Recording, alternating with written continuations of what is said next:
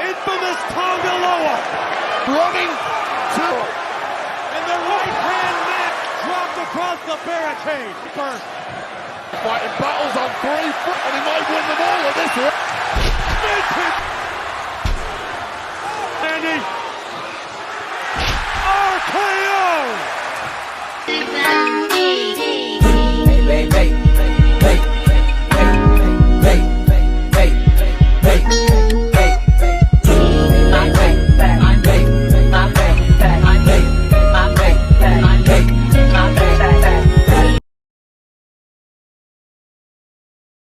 Hey, what's going on YouTube land? It's your boy TJ and welcome to my YouTube channel, Wrestling Nostalgia, where I give my reviews on the WWE shows and PLE events. And today we are going to be reviewing SmackDown June 14th, 2024. But before I get into my review, just go ahead and give that thumbs up a like. That helps me push my videos through the algorithm and share it to your friends, and they can share it to their friends. We can all be friends on this channel. So, alright, let me go ahead. So we opened up SmackDown with Bayley coming out first, and then she's introducing Naomi. Naomi comes out, and then this is when Piper Niven comes out with Chelsea Green, and Chelsea Green says that at Clash of the Castle, we're gonna have a new women's champion. We're gonna be faced with 2 devastating losses. It's gonna be tonight, which is my little glowy girlfriend's gonna lose to me, and then tomorrow at Clash of the Castle, Piper Niven, her best friend, is going to be the new women's champion. And then she keeps saying we are going to win the women's championship. Baby, it's not a handicap match, and this is not the women's tag team championships. Piper Niven is in this match. If she wins, she's the champion, not you. But hey, I guess it's a team effort, so what can I say? So the match starts off with them doing the collar and elbow tie-up, and they're jockeying for position. A good majority of this match, before the commercial break, Naomi was getting the best of Chelsea Green. She does a split on her, and then she ends up beating her up a little bit. And then Chelsea Green acts like she wants a timeout, and Naomi ends up going after her, and then she slaps her in the middle of her about to dive out on her outside of the ring. So this is when Chelsea Green ends up doing a stomp to her, and this is when the commercial break ensues. We get back from our commercial break, and Chelsea Green is in control of the match against Naomi. So this is when Chelsea Green tries to roll up Naomi for the dirty pinfall, aka she puts her feet on the rope. Bayley sees this, and this is when she pushes her feet off of the rope, and she lets the referee know that she tries to cheat to win. So the referee is jaw-jacking with Bayley, and Bayley is jaw-jacking with the referee and Piper Niven. A little bit back and forth later, Chelsea Green gets rolled up, and 1, 2, 3, Naomi wins this match. I already figured that Naomi was gonna win this match, which is cool with me, and I love me some Naomi. It's just, I'm not liking her booking right now. Like, why did y'all bring her back for her to be developmental talent? I don't like that for her. She's a freaking former world champion. Treat her like it. She better win that Money in the Bank. At first, I kind of was like, maybe Tiffany Stratton, maybe somebody else. I think I said Jade Cargill. I wouldn't mind that. But if it ain't between Jade or Naomi, I don't want it. In this next segment, it is the Grayson Waller effect. And they're ragging, of course, like they always do on whatever hometown that they're going to be in. So Austin Theory says that, what happened to your plants? Grayson says, well, don't nothing grow in this lifeless town. So what was the point? And I was like, ooh. Just to let you guys know that I speak English, so I don't understand what you guys are saying. This, mind you, they weren't talking, they were booing him. So he introduced DIY. DIY comes out, and it's only one chair. So as Johnny Wrestling gets in the ring, he accidentally knocks down the billboard or whatever you want to call it, and it goes down, and then he throws it out the ring along with the one chair that he had in the ring. So make a long story short, Tommaso Ciampa says that we're not going to be playing these games. You said if they only had one chair for us, and you think you're just so cute in doing this. So he says that we're gunning after the tag team championships, just to let you know. So they have a little bit back and forth here and there, and this is when Johnny Wrestling has a coming to Jesus moment with Austin Theory, and he lets him know that, look, I'm just letting you know that Grayson Waller is using you, and I'm proud of you and everything that you've done, but I'm just letting you know the truth.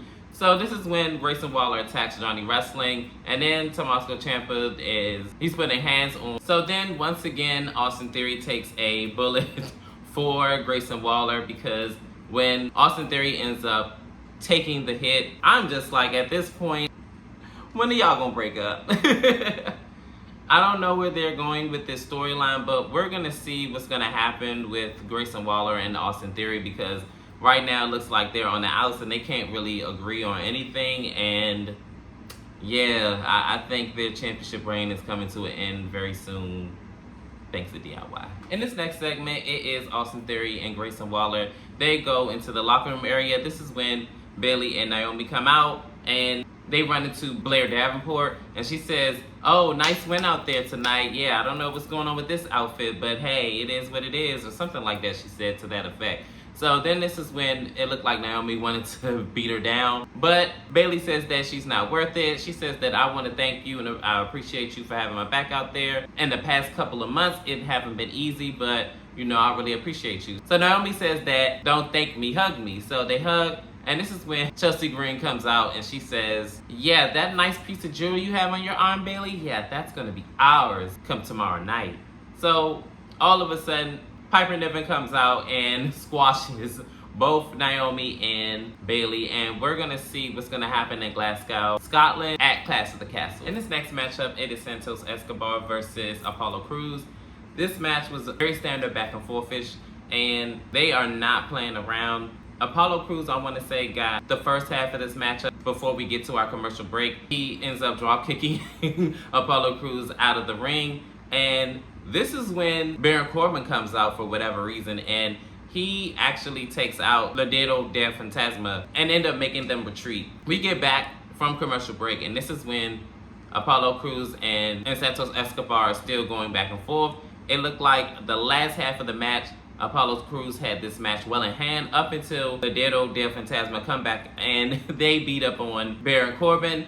This distraction leads to Elektra pushing Apollo Crews off of the top rope, and he ends up jaw-jacking with her, but she just turns her back and she leaves. So Santos Escobar rolls him up, 1, 2, 3. Santos Escobar wins this match. I'm not gonna lie, I really wanted Apollo Crews to win this match, but I guess it wasn't meant to be. We're gonna see where this development heads for these individuals, including in the storyline, and how the trajectory of their careers are gonna propel from here. In this next segment, it is the undisputed WWE champion, Cody Rhodes, and he comes out and he says that, "What do you guys want to talk about?" And I'm gonna just go ahead and cut right to the chase. This is supposed to be a conversation between Cody Rhodes and AJ Styles. AJ Styles come out, and then this is when they get into words. Make a long story short, Cody Rhodes says that he's gonna make AJ Styles says, "I quit," and they get into it a little bit about Cody Rhodes quitting everything he does anyway because it comes natural to him. When WWE got tough and he didn't get his way, he quit.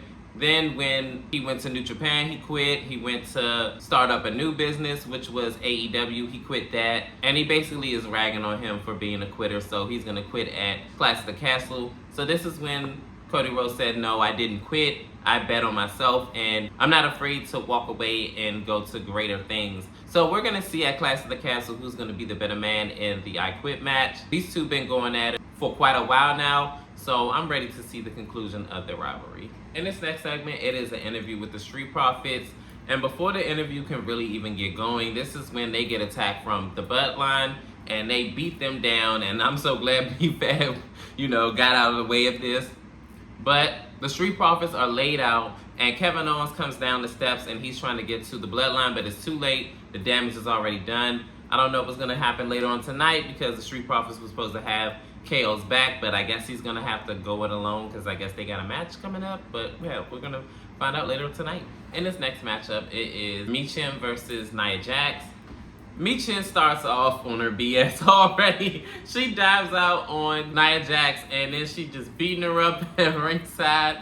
Then Nia Jax runs in the ring. This is when the bell rings. Michin is still laying the hands on Nia Jax. And then mind you, Tiffany Stratton is at ringside too. So a good half of this match belonged to Michin, and she's getting the best of Nia Jax up until she winds up hitting the Eat Defeat. But Nia Jax actually rolls out of the ring. This is when she gets out of the ring as well, and she's beating up Nia Jax outside of it. Tiffany Stratton winds up throwing water, of all things, at Michin, And she gets back in the ring. She gets attacked by Nia Jax and then gets hit with the Annihilator. And then 1, 2, 3, Nia Jax wins this match. Yo. I don't know what Tiffany Stratton was thinking, throwing water on her, but she wound up almost landing into Corey Graves' lap doing that. Michin wound up pushing her over the announcer's desk. We're going to see what's going to happen with this new pairing of Nia Jax and Tiffany Stratton, if it is a pairing, and what's going to happen with these ladies. In this next segment, it is Logan Paul, and he's at a Tetris competition with a bunch of teens, like 14-year-olds. Yeah, cringe. He loses, rightfully so, and he says that at least he has been a WWE superstar to rely on. Okay, so he comes home and one of his friends says that your friend from LA is here and it's then the third. Of course, it turns out to be LA Knight. Finally, we have a storyline developing between these two.